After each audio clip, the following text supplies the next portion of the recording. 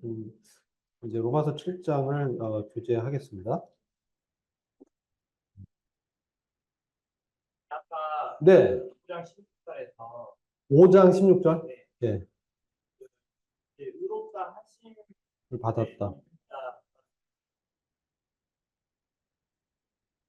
로마서 5장 16절이요. 네네. 네네네. 이걸 신학적으로 봤을 때 성경에는 의롭다 하심이라고 되어 있는데 신학적으로 봤을 때 이신 득이라고 보는 게 맞다고 봤어요. 네네네. 의롭다 하심에 이르기 때문이다. 네. justification. 네.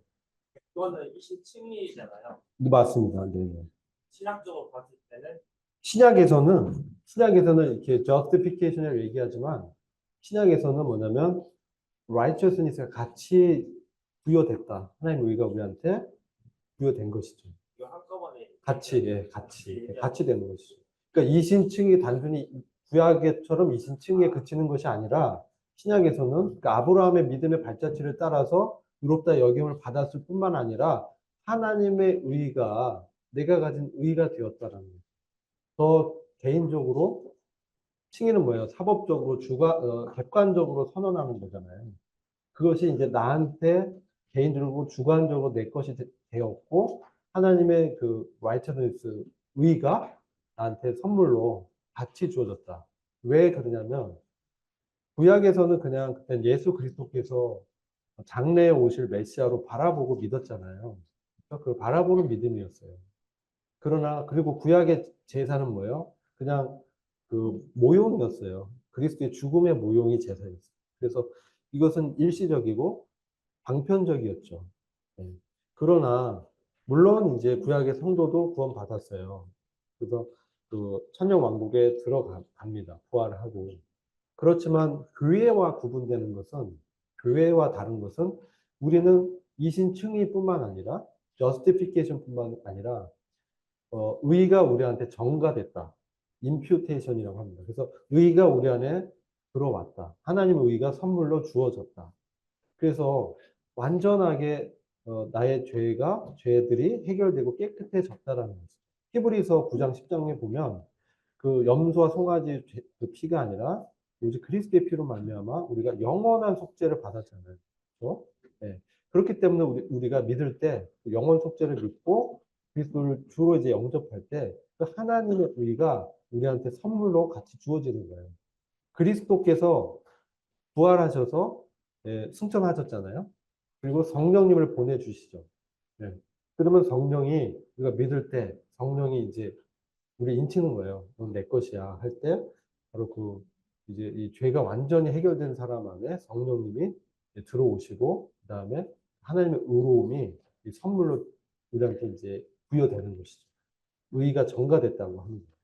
단순히 justification은 사법적 선언인데 그것뿐만 아니라 의로움이 우리한테 주어졌다는 것이죠. 의가 이제 들어왔다는 거예요. 그게 좀 신약에서의 이신칭의의 그러니까 구약의 이신칭의의 차이는 신약은 오히려 이신득이다. 그 개념이 더 맞다. 그리고 부활하신 그리스도가 우리 안에 이제 사시게 됐잖아요. 그러니까 그리스도께서는 하나님으로부터 나와서 믿는 자에게 뭐가 돼요? 지혜와 의와 거룩과 구속이 되어 주셨다는 거죠. 그렇죠? 그러니까 과거에는 어, 성령이 내주하지는 않으셨어요. 그렇죠? 요한복음 보면 성령은 그때까지도 제자들의 마음에 오지 않으셨어요. 그러나 신약에서 성령이 제자들에게 온 것은 언제 오냐면 오순절 때 성령이 오시면서 믿는 사람한테 성령이 이제 들어오신 거예요. 그죠? 네. 성령이 들어오셨다는 건 뭐냐면 우리가 완전히 의인이 되었다는 거예요. 구약 때는 뭐냐면 임시 방편으로 이제 제사만 드리고 오실 그리스도를 바라보는 믿음으로 구원을 받았고 의롭다 여겨지는 그런 구원이지만 신약의 구원은 의롭다고 여겨질 뿐만 아니라 하나님의 의가 우리한테 들어왔다. 어떻게? 성령님이 우리한테 들어오시고 그리스도가 부활하신 그리스도가 생명 주는 살리는 영으로 역사하면서 우리 안에 이제 그리스도가 상호의 내주라고 하죠. 그 주님이 우리 안에 이제 들어오신 것이죠. 이게 바로 내가 가진 의는 바로 그 의미죠. 구약에서는 그렇게 말을 할 수가 없었죠. 죄인이었기 때문에. 그러나 신약에서는 우리는 의인이 된 거예요. 근데 합법적으로 의롭다고 선언할 뿐만 아니라 우리한테 바로 하나님의 의를 우리한테 부어주셨다는 거죠. 그러니까 그리스도가 우리한테 의가 됐다라고 말씀하잖아요.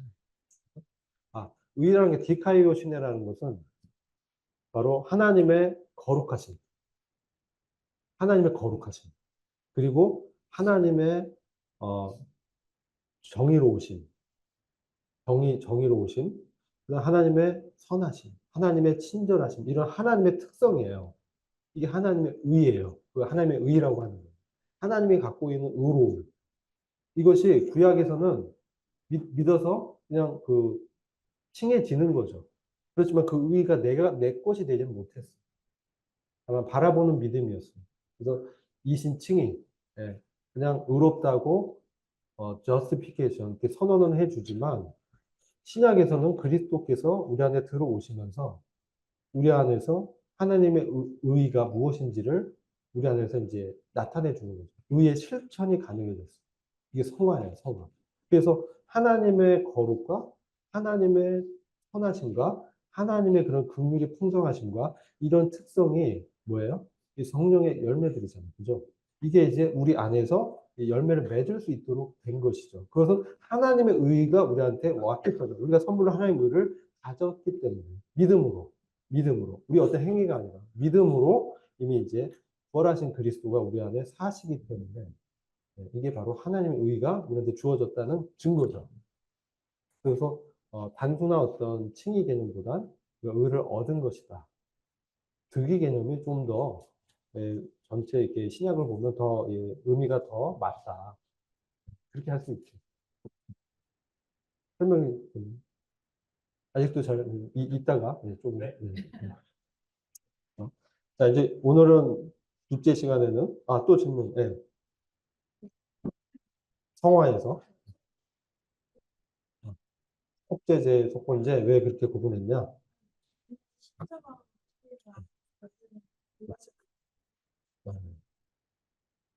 네, 아주 중요한 질문을 했어요. 속죄제, 속건제 차이는 뭐냐면 이제 구약의 제사의 두 종류인데 속건제는 사람들의 관계에서 발생한 어떤 행동의 죄들을 얘기하는 거예요. 오늘 성전의 기명을 성전에 있었던 뭐 기구를 잘못 다뤘다 이런 것들이 이제 그런 죄들을 지을 때는 속건제를 이렇게 드렸어요. 근데 속죄제는 뭐냐면 하나님께 대한 죄를 범했을 때 대속죄 1년에 한 번에 대속죄일에 그 속죄제를 이렇게 드림으로 1년 동안 그 죄가 이제 용서받는, 죄가 이렇게 덮여 가려지는 그런 임시 방편적인 의미가 속죄제인데, 이 신약에서는 그게 어떤 거냐면, 우리가 피로 말미암아 두 가지가, 예수 그리스도 십자가는 두 가지가 있어요. 예수님이 나를 위하여 대신 피를 흘려 주셨다. 그래서 내 죄들을 다 용서해 주시고 죄를 사면시켜 주셨다. 이게 속건제 의미예요. 그래서 예수님 피의 효력이 그래서 양심이 깨끗게 돼서 새롭게 돼서 하나님을 섬기게 되었어요. 근데 뭐가 문제냐면 섬기게 되었는데 이제 이 로마서 7장과 연결이 되는 거죠. 바로 그 죄성이 율법을 통해서 촉발되면서 구원을 받았고 거듭났는데도 불구하고 그 내 몸의 지체가 옛날의 습관을 따라서 이제 넘어지게 되고 하나님께 대해서 그런 범죄를 이렇게 저지르게 되는 것이죠. 이런 부분은 바로 죄의 뿌리 때문에 그런 거예요. 죄의 뿌리는 단순히 그 피 흘림에서 죄들을 해결하는 그런 차원이 아니라 예수님이 십자가에 못 박히실 때 우리 자체 옛사람이 죽어야 돼요. 이 죄성을 갖고 있는 첫사람 아담의 지배 아래 있던 내가 죽어야 된다. 그래서 그건 더 씬이 해결돼야 돼요. 이것은 죄를 용서해 주는 수준이 아니라 죄에 대해서 죽어야 돼요. 죄의 뿌리에 대해서 그 옛사람이 죽지 않으면 해결이 안 돼요. 그 부분은 이제 로마서 7장에서 말씀하는 거예요. 자, 그래서 우리가 이게 로마서 7장을 영적 해방에 관한 필요성을 다루고 있고 로마서 8장 1절 2절에서 그리스도 예수 안에서는 결코 정죄함이 없나니 생명의 성령의 법이 죄와 사망의 법에서 나를 혹은 너를 해방하였습니다. 이게 이제 영적 해방이에요. 근데 이 부분이 왜 필요한지 그것을 로마서 7장에서 6장과 8장을 연결해 주면서 자세하게 사도 바울의 경험을 통해서 자신의 경험을 통해서 진리를 이렇게 더 밝혀주는 거예요. 자, 이전에 7장 2절 보면 형제들아 내가 법을 아는 자들이 율법 아래서 율법을 지켜서 하나님의 의를 이뤄 보려고 했던 사람들, 종교인들, 유대인들 특별히 이런 사람들에게 법 아는 자들, 하나님의 법을 알고 이런 사람들 이게 이제 말하는 거예요. 너희는 그 법이 사람이 살 동안만 그를 주관하는 줄 알지 못하는 거예요. 그죠? 우리가 대한민국에 살 때, 그죠? 거주인으로, 국민으로 있을 때, 우리가 헌법, 민법, 상법, 이런 법에 지배를 받잖아요. 그죠? 그 주관하는. 거예요. 근데,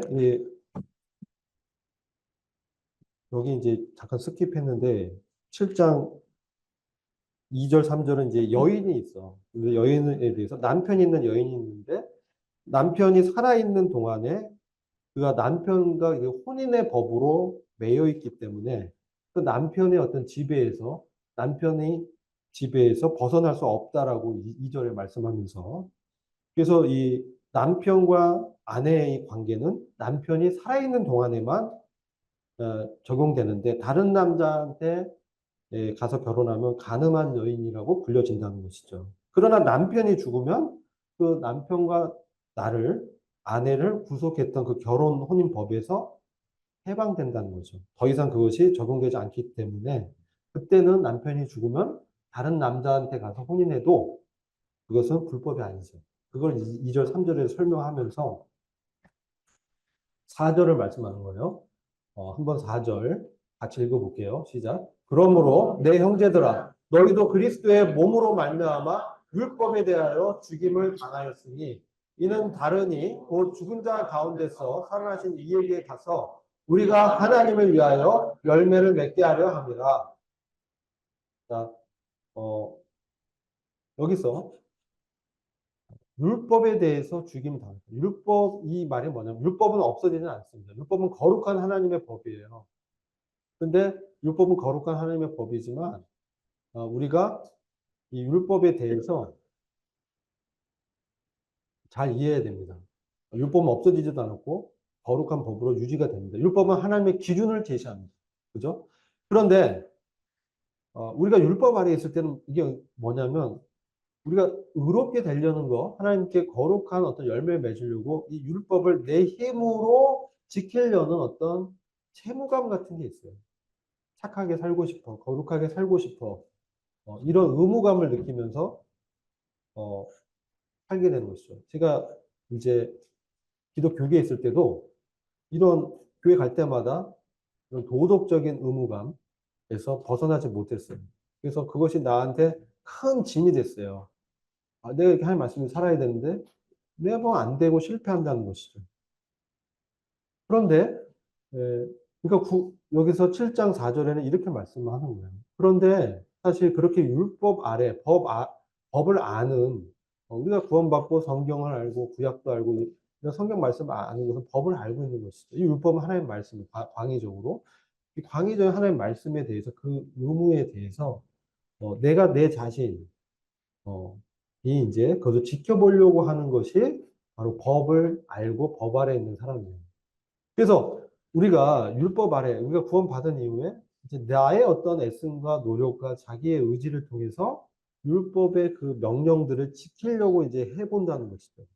근데 사실은 7장 4절은 그 원리를 말씀해 주는데 율법에 대해서 이미 그리스도의 몸으로 그리스도께서 우리를 함께 안으셔서 십자가에서 죽으실 때 우리도 그 율법에 대해서 함께 죽임을 당했다라고 하는 거예요. 율법을 이제 지켜서 의롭게 되는 율법주의의 책임에서 이제 해방됐다는 뜻이에요. 근데 아까 이제 남편 아내 얘기를 하면서 이전엔 율법이 남편이 있었어요.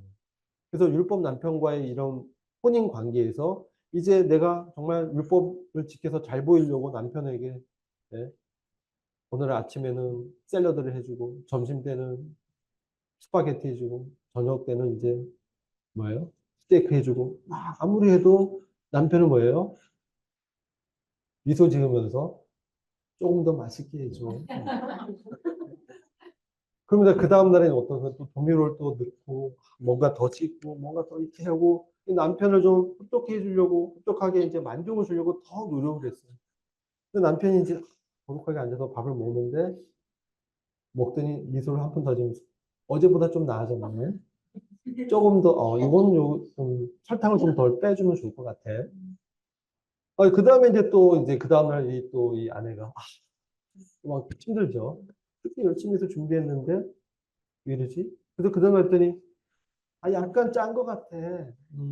소금 조금 덜 넣어주면 안 돼? 이렇게. 미치겠는 거예요. 남편을 죽일 수도 없고.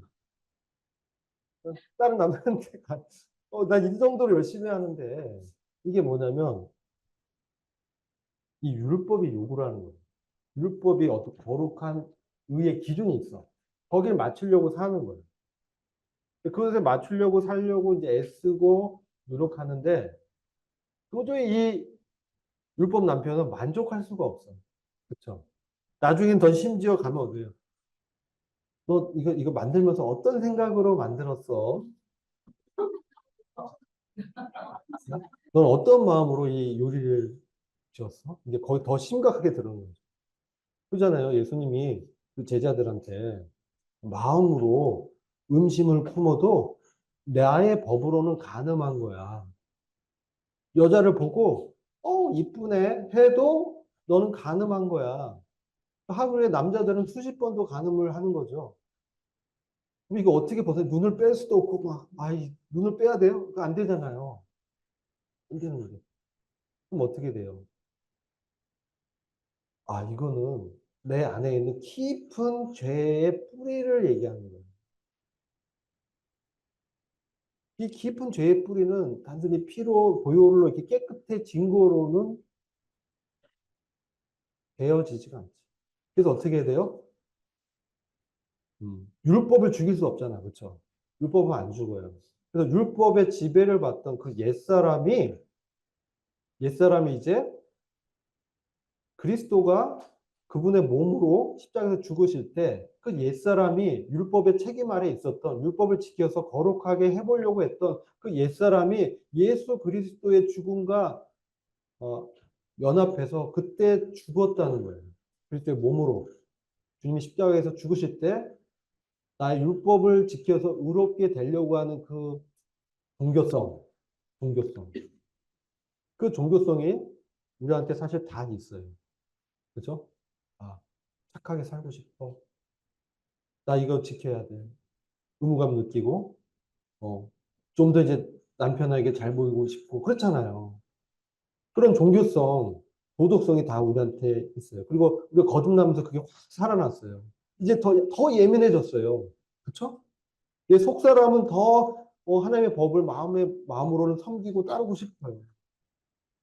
근데 이것이 이제 율법에 대하여 죽임을 당했다. 이렇게 됐다는 뭐냐면, 그 율법의 그 의무에서 그것을 율법을 지켜서 하나님 앞에서 의롭게 되려고 하는 그 옛사람도 죽었다는 거예요. 그럼 어떻게 돼요? 우리가 대한민국에서 살다가 대한민국의 그 법의 어떤 국민으로 살다가 죽으면 이제 대한민국의 그 법을 따르지 않게 되죠. 그죠? 그거와 동일하게 대한민국 없앨 수 없고 율법을 없앨 수 없어요. 율법은 거룩하고 영원한 하나님의 법이에요. 그래서 그러면 해결은 뭐냐? 그 율법 아래에 있던 내가 옛사람이 죽어야 돼요. 왜 이 죄성과 연관되어 있냐? 이 죄를 율법이 더 심히 죄가 되게 역사해요. 율법의 역할이. 그래서 이것을 해결하려면 바로 다시 다른 곧 죽은 자 가운데서 살아나신 이이신 그리스도께로 죽은 자 가운데서 살아나신 사람은 그리스도잖아요. 부활의 천말 대신 그리스도께로 가서 다른 이에게 가서 옛사람은 죽었고 이제 살아나신 그리스도와 연합해서 그런 믿음으로 살 때만이 하나님을 위해서 열매를 맺을 수 있다는 거예요. 그래서 6절에 보면 이제는 우리가 얽매였던 율법의 책임에 대해서 우리 옛사람이 죽었기 때문에 율법을 지켜서 의롭게 되려는 그런 율법 시스템에선 해방됐다. 그렇기 때문에 이제 우리는 영의 새로운 것으로 섬기는 새 언약의 일꾼이 됐습니다. 이 말씀을 하는 거예요. 그래서 우리는 옛 언약인 율법에 대해서는 죽었고 새 언약인 바로 성령, 생명의 성령의 법 아래서 이제 자유의 법이라고 하죠. 이제 그 진리가 너희를 자유케 하는. 그래서 우리가 그리스도를 위해서 더 적극적으로 우리 몸의 지체를 드릴 수 있게 됐죠. 영의 새로운 것으로 내 자신에게 있었던 나의 어떤 의지와 노력과 애씀으로 섬기어서 인정받는 율법에 대해서 그렇게 하려던 나는 이미 죽었다는 거죠. 내가 그래서 이제 그리스도 안에서 새롭게 다시 살아난 나는 새로운 남편인 그리스도께 가서 그 남편의 법, 그리스도라는 법으로 그 아래에서 살게 됐다. 그 말씀을 하는 것입니다. 근데 사실 이제 율법은 죄가 아니에요. 그래서 7장 7에서 25절에 그런 우리가 무슨 말 하려? 율법이 죄냐? 율법은 죄가 아니에요. 그럴 수 없다. 그렇지만 율법으로 말미암지 않고 내가 죄가 죄됨을 알 수 없었어요. 어제 이제 제가 엄마가 아이들에게 외출하시면서 냉장고에 케이크가 있어. 이거 먹으면 죽어. 이런 얘기를 했다고 했잖아요. 이게 하나의 법이에요. 그래서 내가 그 말씀이 있기 전에는 그런 율법이라는 어떤 규정이 있기 전에는 냉장고에 케이크가 있고 그거를 먹으면 이제 엄마한테 혼난다라는 이런 그 규정이 생겼잖아요. 이걸 몰랐어요, 전에는. 근데 그 엄마가 그 말을 하는 순간 그게 나한테 법이 되고 기준이 돼버린 거죠.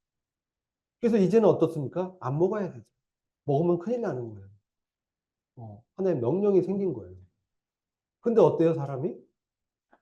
내 안에 뭐가 있어요? 먹고 싶은 식욕이 있죠. 엄마가 가서 1시간, 2시간 엄마가 안 와요. 약속된 시간이 내가 1시까지 올게 했는데 안 오세요.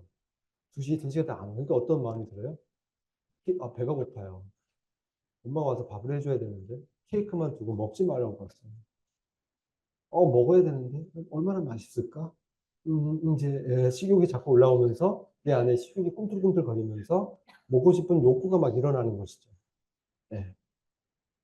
그래서 어떻게 했어요? 눈치를 보는 거죠. 슬쩍 보는 거야. 아, 누가 안 보나? 그리고 냉장고 물을 먹고 케이크를 뒤집어서 안을 파먹었어.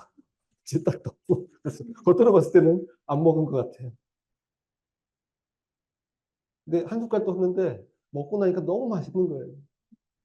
양심이 너무. 그 케이크를 이렇게 끝내는 순간 먹는데 막 양심이 쿵쿵쿵쿵쿵쿵. 엄마가 알면 어떡하지? 내가 맞아 죽는데 막 이런 두려움이 오죠. 이게 뭐예요? 양심이 그걸 법으로 엄마가 한 말씀을 법으로 딱 정해놓은 걸 안 거죠. 양심이 이제 자각하면서 그게 죄라는 것을 그 규정을 넘은 것 그걸 뭐예요? transgression 그 이제 하나님이 정한 어떤 말씀의 기준을 위배하는 거. 그 있잖아요. 그 잔디밭에 있으면 거기 뭐라고 있어요? 잔디를 밟지 마세요. 이게 딱 줄쳐놓죠. 빨갛게. 그럼 어때요? 가서 한번 밟아주고 싶죠. 너무나 아름답게 보이고 저기서 한번 눕고 하늘을 바라보고 싶고 아무도 안 봐요. 누웠다가 다시 나오고 그런 게 이제 트랜스레이션 허물과 죄를 이제 뜻하는 말인데 이런 게 바로 그 규정 때문에 촉발되는 거예요. 또 율법으로 말미암지 않고 내가 죄가 뭔지를 알지 못했어. 그 케이크를 먹지 말라는 그 법이 있기 전에는 그 케이크를 먹는 게 그 법을 어긴 범죄라는 사실을 몰랐다는 것이죠. 그리고 율법이 탐내지 말라 하지 아니하였더라면 내가 탐심도 알지 못했어요. 이거를 먹고 싶은 탐심에 대해서 이거 탐내지 말라고 했는데 더 탐나는 거죠. 먹고 싶은 욕구가 일어나는 거예요. 근데 이게 없다면 그냥 자연스럽게 가서 먹었을 텐데 이걸 하지 말라고 하니까 이 식욕의 욕구가 막 일어나면서 탐심이 일어나는 거죠. 그러니까 이게 죄가 더 심히 죄가 되는 거예요. 한 숟갈 먹었는데 너무나 맛있었어요. 달콤하게. 한 숟갈만 먹고 딱 떠먹으면 엄마가 모르겠지 했는데 그만 엄마가 이제 안 오시는 거예요. 또 어떻게 해요? 다시 케이크를 뒤로 이제 아까보단 그 가슴이 쿵쿵거리는 이 양심의 소리가 약간 약해졌어. 아까는 쿵쿵 했는데 이제 쿵쿵. 아까 이제 양심이 조금 무뎌졌어요. 두 숟갈 딱 먹어. 모르겠지. 다시 덮어놔. 이렇다는 거예요. 그렇지만 그 먹지 말라는 거, 그 법은 죄는 아니죠. 하나님의 법도 마찬가지. 율법은 거룩하고 의로우며 선하다. 그래서 율법은 거룩하고 계명도 거룩하고 의로우며 선하다. 왜냐하면 그것을 어겼을 때 그게 죄가 드러나면서 그죠? 거짓말하지 말고, 네, 그죠? 또 도둑질하지 말아라. 이런 건 다 거룩한 계명이잖아요. 의로운 계명이잖아요. 그래서 그것을 어겼을 때, 여러분 이제 어렸을 때 혹시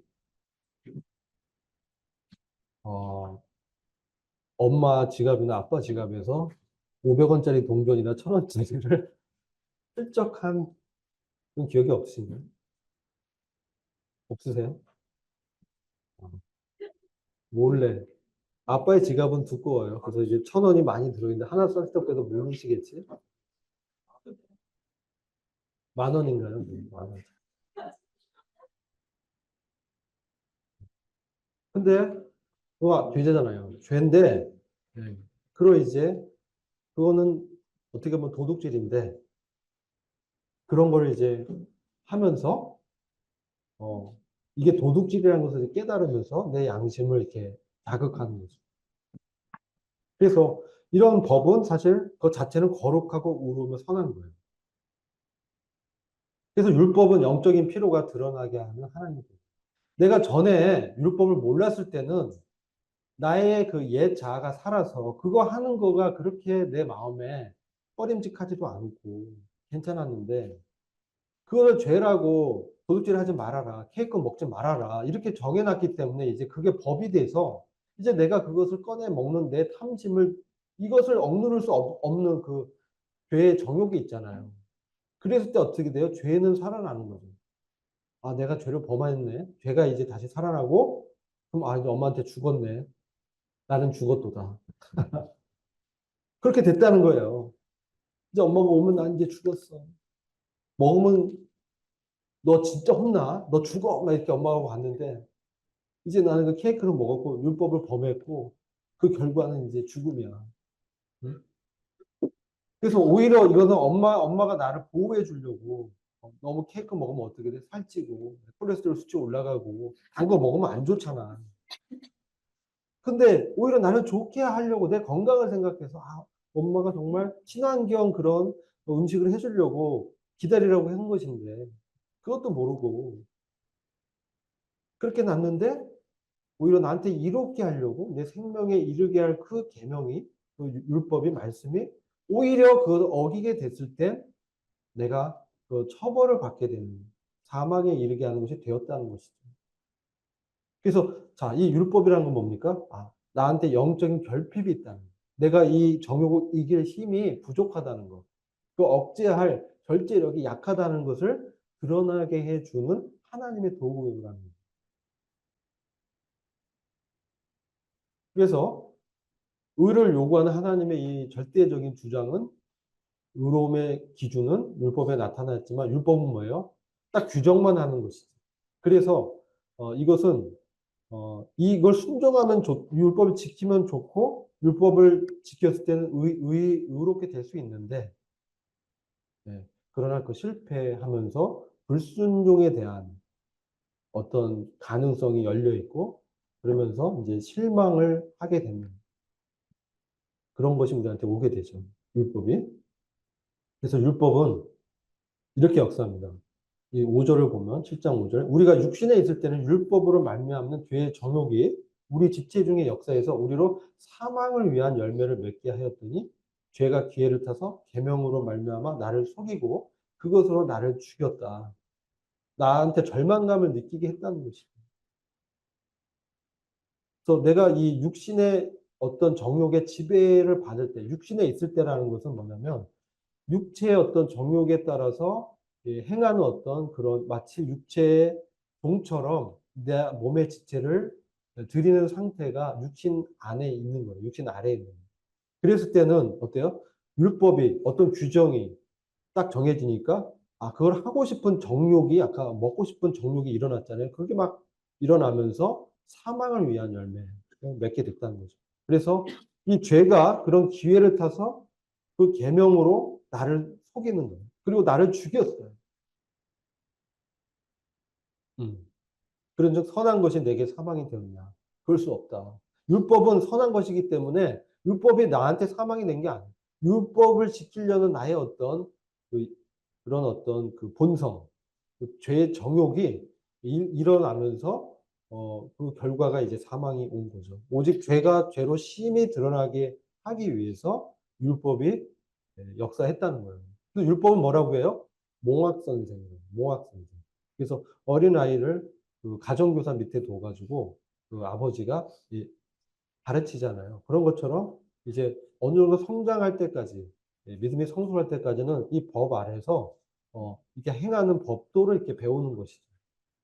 그래서 우리가 구원받으면 말씀을 지키는 이런 법도, 이거 되게 중요한 거예요. 마음대로 살면 안 돼요. 하나님 말씀대로 순종하려고 하는 그런 건 굉장히 선하고 좋은 거예요. 그렇지만 이것을 나의 자원과 나의 노력으로만 마치 내가 구원받기 전에 어떤 나의 죄의 습관대로만 이렇게 하려고 했을 때 나는 그걸 지키지 못하게 되고 어기게 되면서 나의 영적으로 하나님과 관계가 더 멀어지게 되는 죽음의 결과처럼 온다는 것이죠. 그래서 죄가 더 심히 죄되게 하는 역할을 한다는 거예요. 그래서 율법은 우리 육신 중에 역사에서 죄의 정욕을 일으켰고 그리고 죄가 뭔지를 알게 되는 거예요. 하나님의 계명을 어기도록 자극하는 거예요. 그걸 몰랐으면 내가 잔디밭을 밟지 마. 이걸 내가 몰랐으면 이게 범죄인지 그냥 넘어갔을 텐데 그 잔디를 밟지 말라는 그 말을 보는 순간 내 안에 잔디를 밟고 싶은 욕망이 오늘 일어나는 거죠.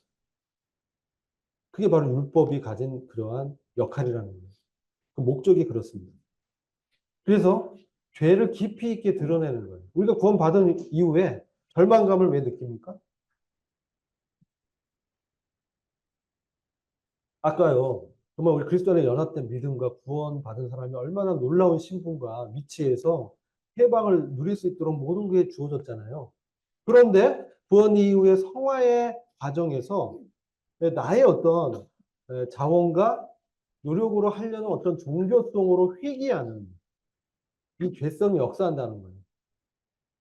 그러면서 이전에처럼 이것을 내가 이게 지켜보려고, 내가 거룩하게 해보려고. 자, 우리가 의롭게 되는 칭의의 구원, 이신 득의의 구원은 믿음으로 내가 받았는데, 성화의 삶을 살아가는 이런 과정에서는 나의 어떤 것을 의지하면서 하려고 했을 때, 어떻게 되냐? 죄가 이렇게 드러난다는 거예요. 죄가 힘이 죄가 되게 하는 거예요. 또 제가 이런 법 아래에 있을 때, 정말 비참했어요. 제가 어제 잠깐 간증한 것처럼 정말 착하게 살고 싶었고 도덕적으로 거룩한 삶을 추구했어요. 근데 그런 삶이 하려고 내가 하면 여전히 이렇게 넘어지는 나를 발견해요. 그래서 제가 이제 다람쥐 쳇바퀴 도는 반복적인 종교 생활에서 매너리즘에 빠지게 됐어요. 그래서 이제 교회 가는 것이 너무 힘들어지고 그런 가운데 이제 제가 복음을 통해서 거듭나는 이 은혜를 얻게 됐고 그래서 이제 저희 모임 안에 이제 오게 되면서 89년도에 이제 모임 안에 이렇게 와서 침례를 받으면서 10년을 이렇게 지나다 보니까 또 이 죄의 매너리즘에 이 어떤 종교성에 이렇게 빠지게 되는 거예요. 그랬을 때 바로 주님이 이런 부분을 내 안에 있는 죄의 실체를 드러내시고 이것이 이제 드러나면서 아, 선을 행하기 원하는 나에게 악이 같이 병존하는구나. 악이 없어지는 게 아니라 선을 행하기 나는 원하는데 그러면 그럴수록 나를 막 잡아당기는 어떤 법이 있어서 죄와 사망의 권세 아래서 넘어지게 하는구나. 그러면서 그 로마서 7장 24절 이후에 오라 나는 공고한 자로다. 이 사망의 몸에서 누가 나를 건져낼 것인가. 이 고백을 이제 하게 됐어요. 혹시 여러분들 이런 고백을 나의 고백과 비슷하다. 난 이런 걸 전혀 나는 항상 충만하고 항상 그 의로움 가운데서 주님과 관계가 항상 괜찮다. 뭐 이런 분도 있으실 거예요. 근데 저는 이런 것을 경험하면서 내 안에는 깊이 있는 절망감을 봤어요. 그러면서 내 안에 악이 여전히 살아있다. 죄성의 뿌리가 있구나. 내가 죄사함 받고 그리스도의 보혈의 피로 깨끗하게 된 의인이지만 내 안에 죄성의 깊은 뿌리가 단존하고 있구나. 아, 나는 공고한 자구나. 이 사망의 몸에서 누가 나를 건져낼 수 있겠는가? 이런 이제 고백이 제 고백이 되면서 저의 전적인 죄악성을 이제 보게 되는 거죠. 가장 선한 율법에 의해서 내 안에 정욕이 이 자극을 받아서 도발적으로 나의 죄성을 드러내게 했다는 거예요. 여러분은 그래서 하나님의 말씀을 정말 지켜보려고 해보세요. 말씀대로 살아보려고 한번 노력해 보세요. 네? 그러면 정말 이게 무슨 말인지 알게 될 거예요.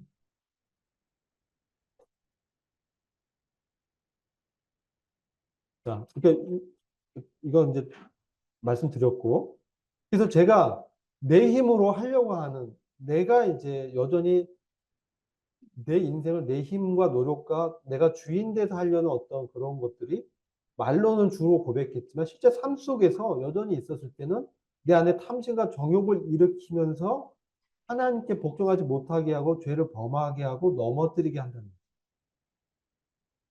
이게 율법이 우리한테 역사하는 거예요. 우리 정욕이 이제 있기 때문에 신앙에 제가 이제 회의를 느끼고 사실 그때 제 구원을 의심했어요.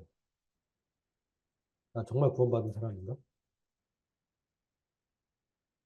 가끔 우리 자매가 당신 거듭난 거 맞아. 이렇게 물어볼 때도 있어요.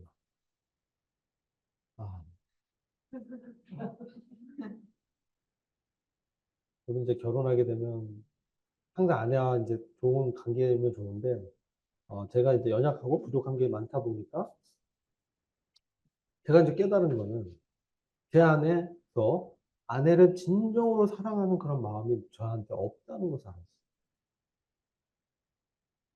내 안에 내 자아가 굉장히 자기 중심적이고 이기적이라는 사실을 보게 됐어요. 전 그런 사람인 줄 몰랐어요. 근데요, 제가 정말 결혼 생활하고 또 직장 생활하면서 주님이 저를 이렇게 이런 율법을 주셔서 다시 이걸 이렇게 보게 하셨어요. 그러면서 제가 뭐냐면 나한텐 선을 원하지만 나를 개선시켜서 나를 이렇게 막 노력해서 좀 선한 노력을 통해서 내가 거룩해질 수는 없는 그러한 내 안에 죄덩어리가 죄의 잔재가 있는 악이 존재하는 그런 자구나 이걸 깨달았어요. 그래서 저에게 가능성이 없다는 것을 알았어요. 저 자신에게는 가능성이 정말 없구나. 그러면서 다시 살아나신 이인 그리스도께로 가야 되는 거예요. 그분께 주권을 넘겨드려야 되는구나. 말로만이 아니라 정말로, 정말로 삶 가운데, 정말 입술로만 아니라 실제로 나는 철저하게 주님이 없다면 아무것도 할 수 없는 자구나. 이것을 깊이 있게 어, 인식하게 됐어요. 그러면서 이제 주님께 다시 이렇게 엎드리게 되면서 주님의 구원을 다시 바라보게 됐어요. 지금 저를 여기서 건져 주십시오. 이 사망의 이 반복되는 종교 생활에서 저를 해방시켜 주십시오. 그랬을 때 이 말씀이 율법에 대해서 넌 이미 죽었다라는 가능성이 없고 그런 그 옛 자아는 이미 죽었다. 그리스도께 죽으실 때 그분의 몸이 십자가에 못 박일 때 너도 함께 그리스도와 함께 죽었다. 그리고 그리스도가 다시 살아나실 때 이제 새로운 사람으로 태어난 그리스도로 말미암아 감사하리로다. 이제 바울이 로마서 7장에서 그런 경험을 통해서 이제 그리스도 안에 있는 복을 발견하게 됩니다.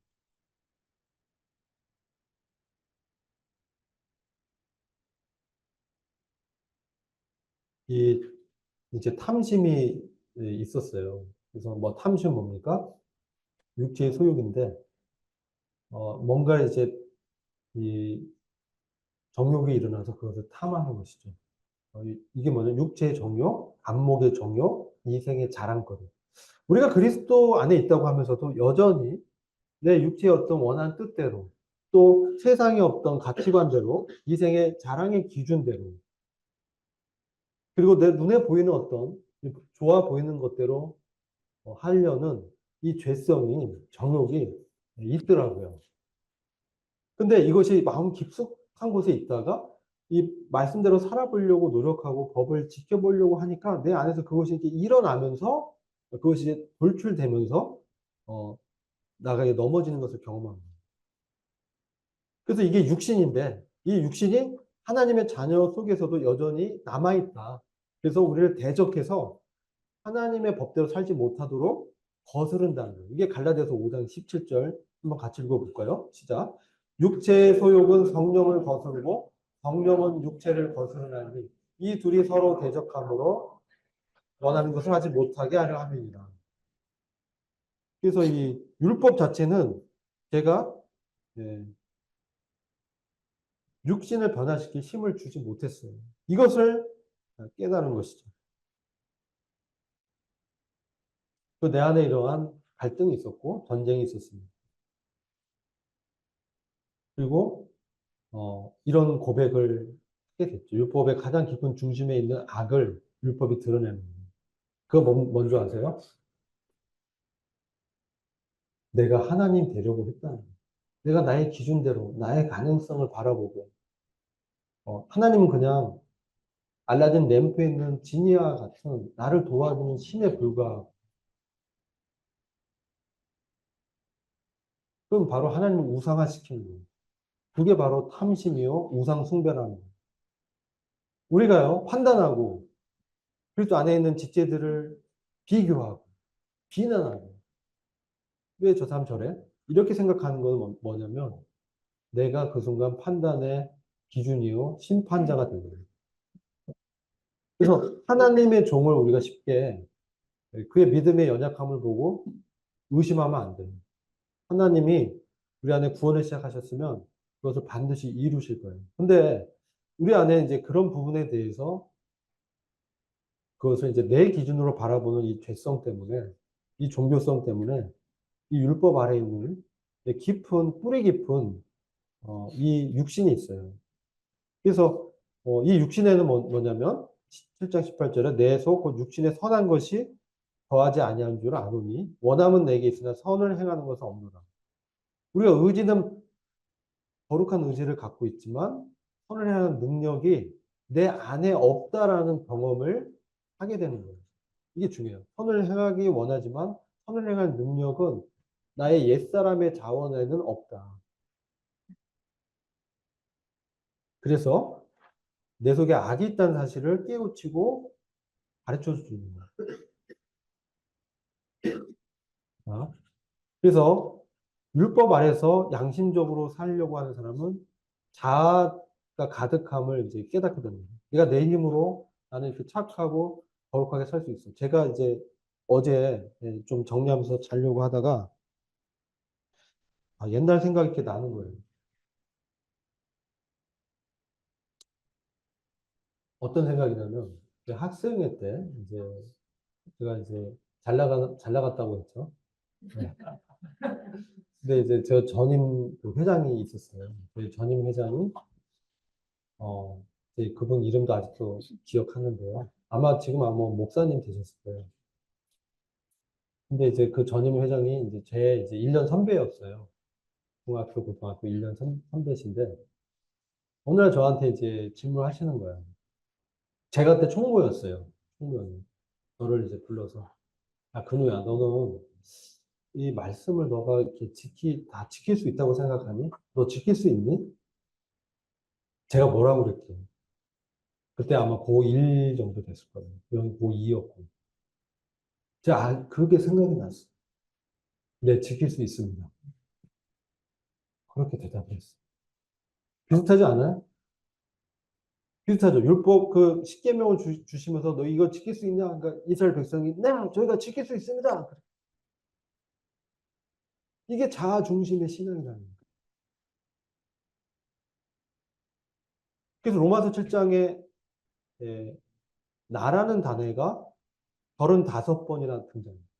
나 중심. 나한테 여전히 가능성을 두는 신앙. 구원받아도 여전히 나에게 어떤 가능성을 두고 하려고 하는 신앙생활을 나의 어떤 노력을 하려는 이게 바로 악의 뿌리예요. 선악과를 이제 내가 취한 결과가 이게 나타나는 거예요. 이게 결국은 절망으로 마치게 되죠. 자아가 가득한 상태에서는 거룩한 삶을 경험할 수 없습니다. 흉내내다가 넘어져요. 여러분들 이런 삶을 반복하고 있다면 나는 자아 중심의 신앙생활을 하고 있다고 보시면 돼요. 이게 바리새인이에요. 그래서 전 절망감 가운데 제가 정말 바리새인이라는 걸 깨달았어요. 위선자구나. 바리새인과 세리의 기도에서 누가 더 의롭다함을 인정받았죠? 세리가 뭐라고 했어요? 세리는 감히 거룩한 하나님의 그 성전에 들어가지 못하고 문 앞에서 주님 전 죄인입니다. 불쌍히 여겨주세요. 긍휼히 여겨주세요. 근데 바리새인은 뭡니까? 하나님 저는 일주일에 몇 번을 금식하고요. 제가 10에 몇 조를 헌금을 하고요. 제가 주일 성수뿐만 아니라 일주일에 5번이나 예배 절대 안 빠지고요. 뭐 이런 걸 통해서 하나님 앞에 나갔어요. 근데 주님은 그 바리새인을 의롭다 하지 않으셨어요. 하나님의 기준은 100% 해야 돼요. 율법은. 근데 100% 하나님의 그 율법의 기준을 맞출 수 있는 육체는 없어. 그러니까 우리는 하나님 앞에 항상 겸손하게. 왜 이러한 것을 경험하게 하냐. 하나님 앞에 겸손케 하는 거예요. 그래서 내가 정말 의지하고 의탁할 분은 하나님이구나. 그분의 주권에 내 인생을 맡기게 하는 것이죠. 이러한 신앙생활은요. 자아 중심의 신앙생활은 모래 위에 집을 짓는 거예요. 이건 결코 하나님의 뜻을 우리가 이룰 수가 없는 것이죠. 근데 자기 자신과 내 만족적인 그런 성향이 있어요. 만족감 느끼죠. 내가 이렇게 했다. 성취감 느끼고. 그러나 그건 정말 내 중심의 생활이고 이런 나는 죽었다라는 그것을 이제 믿음으로 여겨야 되는 것입니다. 그래서 하나님을 향해서 우리가 실제적인 이 열매를 맺으려면 아까 죽은 자 가운데서 다시 살아나신 그 그리스도께 다시 나아가서 주님 이 절망적인 이 죄의 몸에서 저를 건져 주십시오. 저는 정말 예수 그리스도와 같은 거룩한 삶을 살고 싶습니다. 정말 이렇게 살고 싶지 않습니다, 주님. 이 사망의 몸에서 저를 해방시켜 주는 것을 실제로 그런 삶을 살 수 있도록 저를 불쌍히 여겨 주십시오. 그것을 7장이 지금 우리한테 경험적으로 말씀하는 거예요. 그럼 어떻게 해야 우리가 능력의 길로 들어갈 수 있는가? 그것은 다시 복음으로 돌아와야 돼요. 복음은 모든 믿는 자에게 구원을 베푸시는 하나님의 능력이기 때문에 그렇습니다. 그래서 이제 제가 7장 25절에 이 말씀을 경험하면서 우리 예수 그리스도를 말미암아 하나님께 감사하게 됐어요. 그래서 원리는 내 자신이 마음으로는 하나님의 법을 섬기지만 내 육신, 내 안의 죄성은 죄의 법을 섬길 수 없다는 원리를 알게 됐어요. 그래서 나한테는 소망이 없구나. 내가 이 상태로 가면 절망이고 내 신앙이 개선될 수 없겠구나. 그래서 부활하신 그리스도께 나아가서 납작 엎드려서 주님, 저를 불쌍히 여겨 주시옵소서. 주님, 저를 불쌍히 여겨 주시옵소서. 주님, 전 주님처럼 그렇게 거룩한 삶을 살고 싶습니다, 주님. 이런 기도를 이렇게 드리면서 얼마나 제가 제 마음으로 울었는지 몰라요. 근데 주님은 그 성령을 따르는 이것이 무엇인지, 하나님 아들의 삶이 무엇인지를 말씀을 통해서 깨우치게 하면서 나에 대해서 그런 가능성을 완전히 내가 하나님을 떠나서는 전적으로 무능력한 사람이구나. 정말 나의 소망은 하나님 안에서만, 그리스도 안에서만 있는 거구나. 이것을 이제 제 마음 안에 각인시켜 주셨어요. 그런 것을 제가 이제 주님을 이제 배우게 되면서 성령을 따르는 영의 새로운 것으로 사는 하나님 기쁘시게 하는 열매가 어떻게 맺어지는지 그것을 이제 깨닫게 됐어요. 로마서 8장 그런 부분을 말씀하고 있는 것이죠. 여러분들이 아까 이제 첫 시간에 로마서 6장을 제가 말씀드려서 그리스도 연합의 진리에 대해서 말씀드렸고 로마서 7장에서 우리가 경험적으로 이런 것을 경험할 수 있다. 그래서 이런 과정을 통해서 정말 그리스도 안에 그분께 주권을 넘겨드린 것이 왜 필요한지, 자아중심의 신앙이 왜 절망인지, 왜 율법은 왜 하나님 주셔서 우리 이런 절망감을 느끼게 하시는지. 우리에게 그런 육신이 없다면요, 우리는 엄청 교만해졌을 거예요. 마치 내가 스스로 다 할 수 있는 것처럼. 이게 사탄이죠. 그래서 육신의 어떤 연약을 두시고, 정말 구원이 무엇이고, 하나님께 나가서 엎드리고, 이렇게 전적으로 의탁할 수밖에 없는, 하나님이 떠나서 나는 아무것도 할 수 없는 그런 자라는 것을 경험케 하는 것이죠. 그래서 정말 하나님을 경외하고, 하나님을 사랑하게 돼요. 왜요?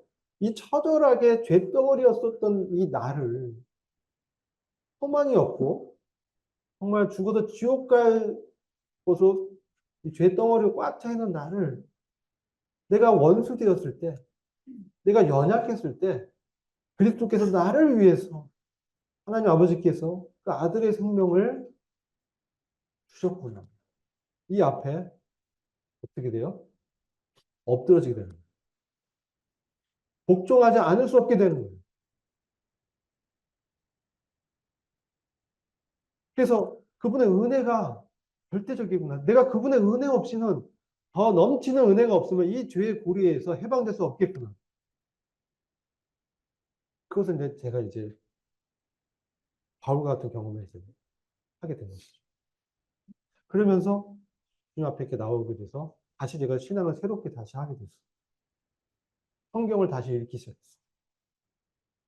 내가 주인 돼서 내 주체로 성경이 있는 게 아니라 이 말씀이 무엇을 말씀하는가. 하나님, 이게 이제 읽으면서 하나님 중심으로 하나님의 어떤 관점에서 말씀을 읽게 되면서 말씀이 이제 어떤 것인지 하나님 세미한 음성으로 어떻게 인도하시는지 그것을 이제 깨우치게 되는 것이죠. 그래서 그런 것을 이제 저희들이 이제 이번 청년 사경회 때 실질적으로 이 거룩한 삶을 어떻게 살아가는 부분에 대해서 함께 나누고자 하는 것입니다. 두 번째 오늘 이제 시간 여기서 마치도록 하겠습니다.